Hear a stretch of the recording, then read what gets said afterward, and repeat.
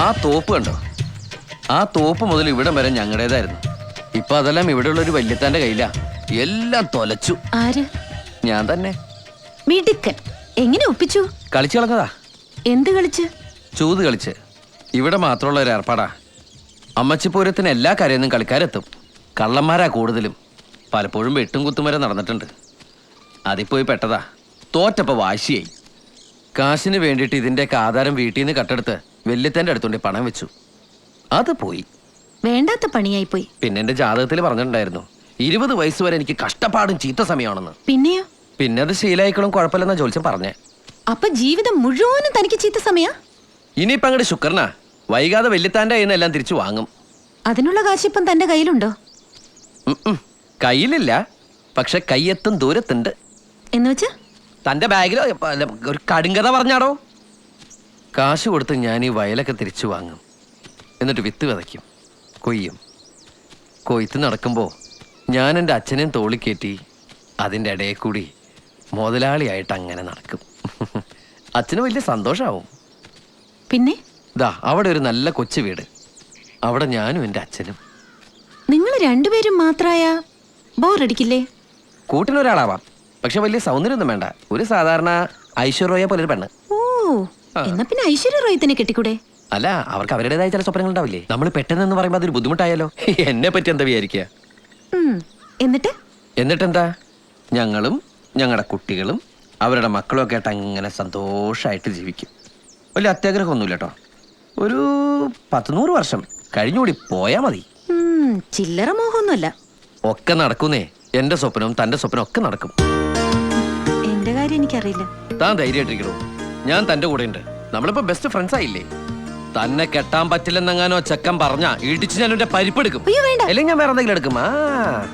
Felix പാവാ, എന്തെങ്കിലും കുടുക്കില് പെട്ടതാവും. എന്നാ ഞാൻ തന്റെ കൂടെ വന്ന് അയാൾ ആ കുടുക്കിന്ന് ഊരി തന്റെ കയ്യിലിട്ട് തരും. പോരെ? താൻ വാ. വാടോ.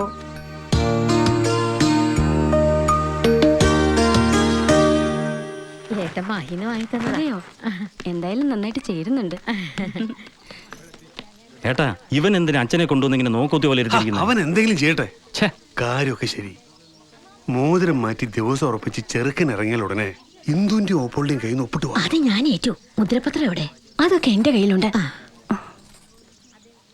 അവരെത്തി. നമസ്കാരം. വണ്ടി വഴിക്ക് വെച്ച് 2 തവണ ബ്രേക്ക് ഡൗൺ ആയി. അതാ ലേറ്റ് ആയ. നമസ്കാരം. ഇത് ഏട്ടത്തിമാര്.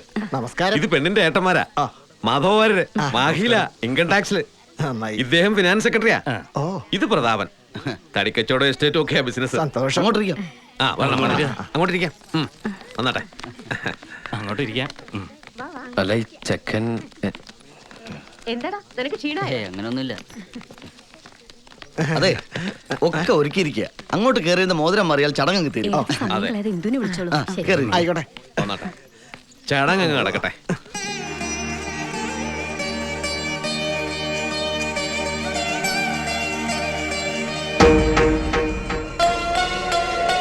ആ മോതിരം തട്ടിൽ നിർത്ത് വിരലി കിട്ടുള്ളൂ. എന്തിനെ കെട്ടാൻ പോകുന്ന ഇയാളാണോ? എന്താ സംശയം? ഞാൻ തന്നെയാ പയ്യൻ. അയ്യനാ? എത്ര കൊല്ലം മുമ്പ് ഉപ്പ് സത്യാഗ്രഹത്തിന്റെ ഫോട്ടോയിൽ ഗാന്ധിജിയുടെ ഇയാളെ കണ്ടല്ലോ. അതോട്ടെ, എന്തായത്? നീ ഇടപെടണ്ട, മാറിക്കടാ. ഞാൻ ഇടപെടും. എന്റെ കൂടി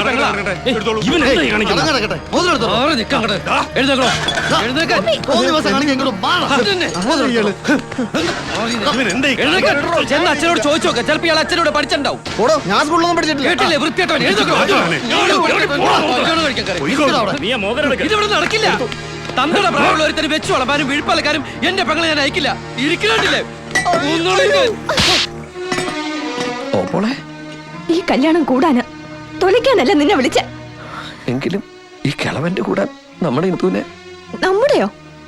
അങ്ങനെയൊന്നുണ്ടോ? ഉണ്ടായിരുന്ന എല്ലാം തറവാടിന്റെ ആധാരം വരെ വെച്ച് കളിച്ച് കളഞ്ഞു കുളിച്ചിട്ട് ഇറങ്ങി പോയതല്ലേ നീ? എന്നിട്ട് എവിടെയായിരുന്നു ഇത്രയും നാളും?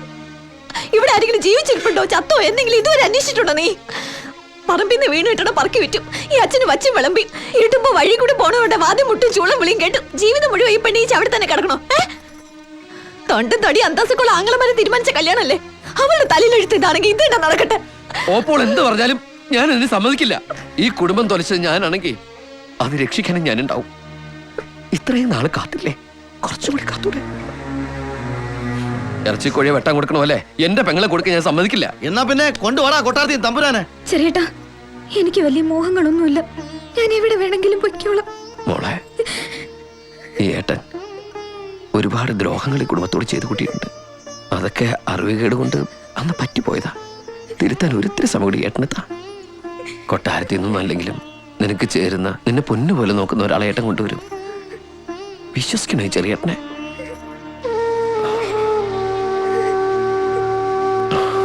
മോളെ,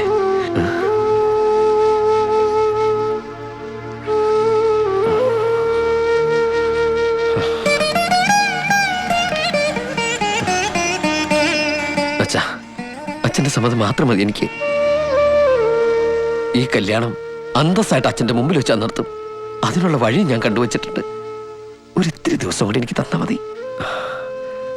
അച്ഛന്റെ മനസ്സ് പറഞ്ഞാ മതി, എനിക്ക് മനസ്സിലാവും.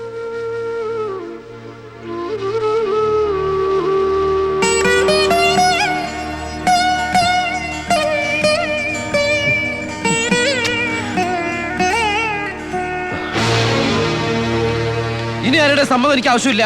ഇറങ്ങി പോയിക്കോ എല്ലാരും ഇവിടുന്ന്.